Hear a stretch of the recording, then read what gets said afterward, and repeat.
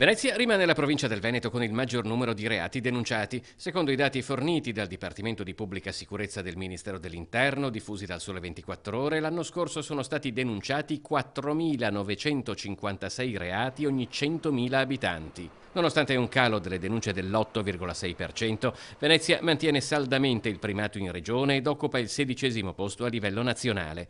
Un risultato nel quale probabilmente pesa non poco la presenza di decine di milioni di turisti l'anno, sia nel capoluogo che nel litorale, spesso vittime di furti e borseggi.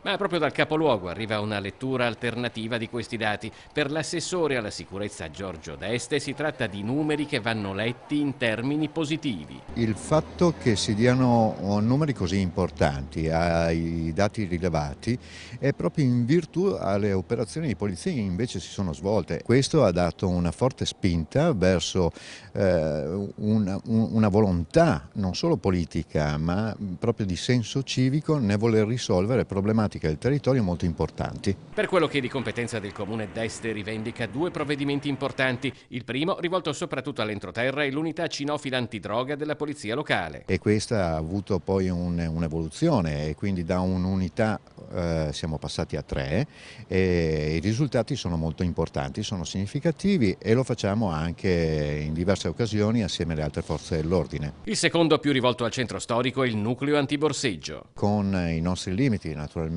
di quelle che sono le risorse del corpo, abbiamo messo su una squadra di validissimi operatori che operano e intervengono pressoché in maniera quotidiana, soprattutto nella città insulare, con risultati spesso significativi.